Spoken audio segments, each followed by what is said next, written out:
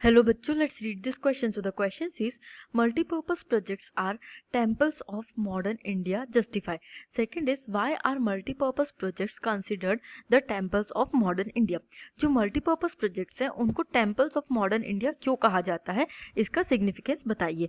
Key concept देखते हैं. Key concept is water management through hydraulic projects. जो multi-purpose projects हैं they are the hydraulic projects और उनके थ्रू जो major function serve किया जाता है it is water management. वो वाटर कंजर्वेशन और मैनेजमेंट में बहुत ज़्यादा हेल्प आउट करते हैं.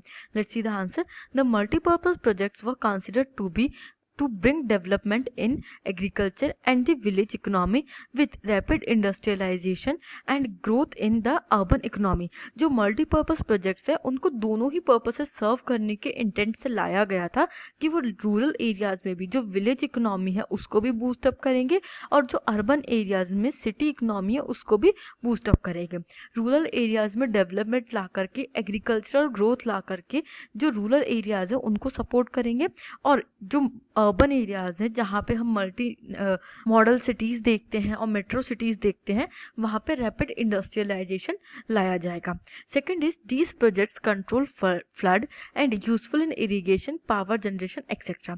अब जैसा कि नाम से ही डिफाइंड है, they are called multipurpose projects. Multipurpose मतलब क्या कि वो बहुत सारे आपके फंक्शंस को सर्व करेंगे. तो ये जो प्रोजेक्ट्स हैं ये फ्लड्स कंट्रोल में हेल्प करते हैं और इरिगेशन में, पावर जनरेशन में एक्सेट्रा इन फंक्शंस को भी सर्व करते हैं.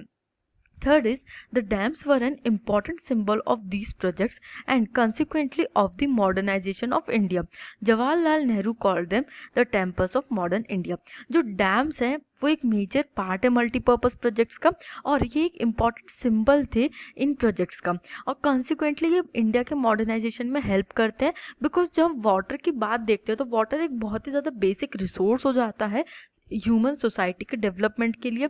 हम जब एंशियंट सिविलाइजेशंस भी देखते हैं तो हम देखते हैं कि हमेशा वाटर रिसोर्सेज के नियर बाय ही सिविलाइजेशंस भी डेवलप होती हैं. हम इंडस वैली सिविलाइजेशन की बात करते हैं because it was near by the Indus river. Ganga valley civilisation की बात करते हैं, it was near by the Ganga river. तो ऐसे ये बहुत ही ज़्यादा इंपॉर्टेंट सिंबल बन जाते हैं और ये लीड करते हैं मॉडर्नाइजेशन को इंडिया में पूरे अर्बन और रूरल एरियाज को इंटीग्रेट करते हुए.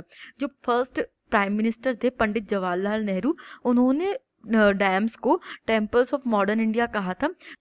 जब हम टेम्पल्स का सिग्निफिकेंस देखते हैं एंशियंट इंडिया में तो टेम्पल्स के अराउंड ही पूरी इकोनॉमी डेवलप होती थी और टेम्पल्स के अराउंड ही सोसाइटी का भी ग्रोथ देखा जाता था. तो पंडित जवाहरलाल नेहरू ने टेम्पल्स ऑफ मॉडर्न इंडिया कह करके डैम्स के अराउंड एक इकोनॉमी डेवलप करने की और इकोनॉमी ग्रो करने की बात की थी. I hope you understood this question. Thank you and best of luck.